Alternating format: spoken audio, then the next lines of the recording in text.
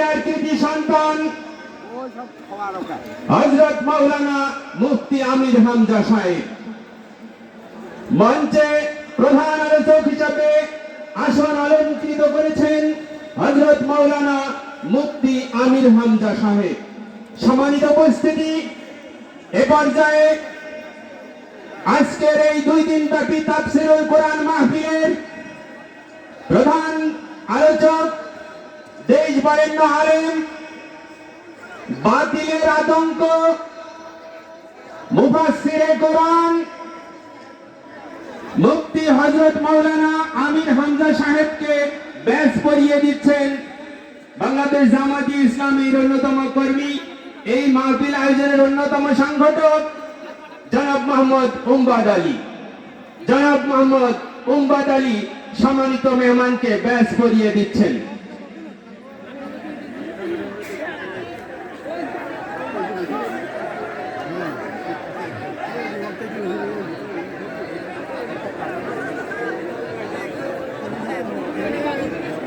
Badge পরিয়ে দিচ্ছেন মাহফিল আয়োজনের অন্যতম ব্যক্তিত্ব উম্বাদ আলী। সম্মানিত উপস্থিতি, বিশৃঙ্খলা নয়, বিশেষ করে যারা মঞ্চে আছেন দয়া করে মায়া করে একটা কথাও বলবেন না। যদি আন্তর্জাতিক খ্যাতি সম্পন্ন মুফাসসিরে কোরআন, দেশ বরেণ্য আলেম, আলেম সমাজের গর্ব, বাতিলের আতঙ্ক হযরত মাওলানা মুফতি আমির হামজা সাহেব আলোচনা পেশ করছেন। হযরত মাওলানা মুফতি আমির হামজা সাহেব।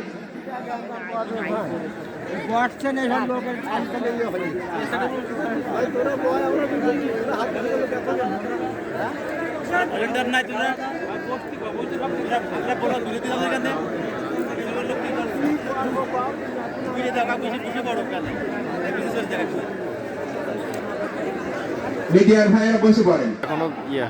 বসেন এখানে, এটা একটু পিছিয়ে বসেন, একটু পিছিয়ে বসেন, পিছান পিছান, আপনারা পিছান, এখানে ডিস্টার্ব করবে, পিছান, আরো পিছান, যাও দয়া চলে কি করো বললাম, পিছান যাও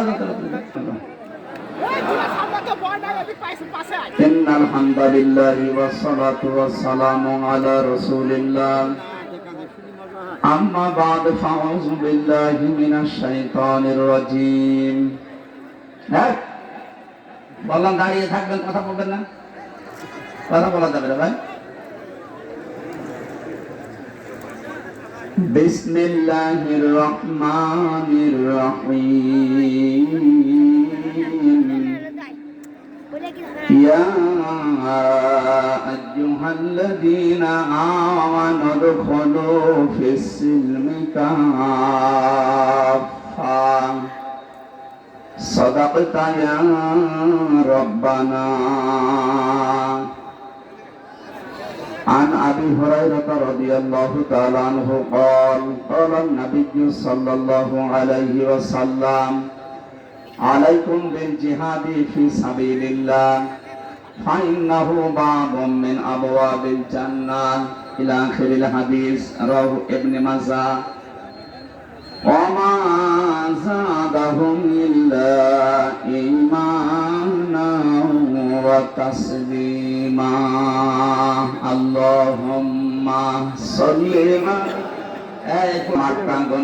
যুব সমাজের উদ্যোগে 2 দিন ব্যাপী দ্বিতীয় বাৎসরিক ঐতিহাসিক তাফসীরুল কোরআন মাহফিলের সমাপন আয়োজনের স্বনামধন্য সভাপতি, অত্র এলাকার সর্বজন শ্রদ্ধাভাজন ব্যক্তিত্ব, একামতে দ্বীন এই আন্দোলনের সম্মানিত সদস্য জনাব হায়াত আলী বিশ্বাস, ইউনিয়ন আমির সাউদিয়া, বাংলাদেশ জামাত ইসলামী কুষ্টিয়া জেলা শাখা। আতাল্লাহু আমরাহু ওয়া বারাকাল্লাহু ফি হায়াতি, বলেন আমিন। সম্মানিত পরিচালক জনাব জুলহক উদ্দিন, এই মাহফিলে এতক্ষণ যারা কথা বললেন কুষ্টিয়ার কৃতি সন্তান ইসলামদের জন্য আজকের এই অনুষ্ঠান না, হাদা বায়ানুল লিন্নাস হুদাল লিন্নাস, মানুষ পদবাচ্যে যারা বিবেচিত তাদের জন্য আজকের এই অনুষ্ঠান। সে যদি হিন্দু, বৌদ্ধ, খ্রিস্টান, মাজুসি যাই হোক, মুশরিকও যদি হয়, হাত্তা ইসমা কালাম আল্লাহ সুম্মা আবলিগহু মা মানা, আল্লাহ তাআলা বলেন, হে নবী, অমুসলিমরাও যদি কোরআন শুনতে আসে তাদেরকে শুনতে দেবে এবং শোনা হয়ে গেলে নিরাপদে বাড়িতে পৌঁছিয়ে দেবে। যদিও ফেসবুকের মাধ্যমে পলাতক কিছু আসামি, তো বাইরে যাওয়া যায় না, মানুষ শুধু জালেম বলে গালি দেয়, জালেম বলে। আমার দেশে বাস করে আমারে গালি দেয় কে গো? ছদ্মবেশ নিয়ে বাইরে গেছে, রাস্তায় একটা গ্রাম্য লোকের সাথে দেখা, ওকে জিজ্ঞাসা করছে, ওই হাজ্জাজ বিন ইউসুফ লোকটা কেমন? ওই ও তো জালেম। বলেছে জালেম, ওর মেজাজ খারাপ হয়ে গেছে। বলে বেটা তুই আমার চিনিস?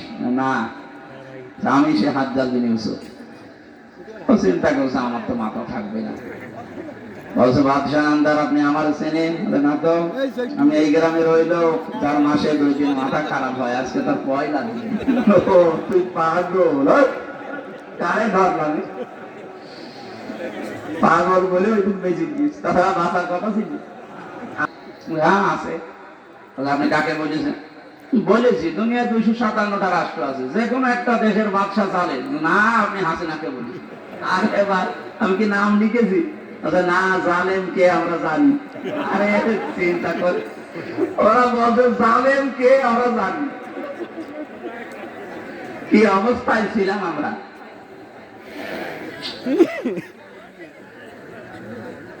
আল্লাহ একটা জগদ্দল পাথর আমাদের বুকের উপর থেকে নামিয়ে দিয়েছেন। হাত দিয়ে দেখেন, আল্লাহ বলেন এটা হাজার হাজার বছর আগের কথা। মাকারু মাকরাও মাকারনা শব্দ দুইটাই কিন্তু একই, আল্লাহর ক্ষেত্রে ব্যবহার হয় কৌশল, আর কাফেরদের ক্ষেত্রে ব্যবহার হয় ষড়যন্ত্র। আল্লাহ বলেন ষড়যন্ত্র করেছিল, এমন ষড়যন্ত্র করেছে হে নবী আপনার বিরুদ্ধে, ইসলামের বিরুদ্ধে। আকাদে মাকারু মাকরাহুম ওয়া ইনদাল্লাহি মাকরুহুম ওয়া ইন কানা মাকরুহুম লিতাজুলা মিনহুল জিবাল।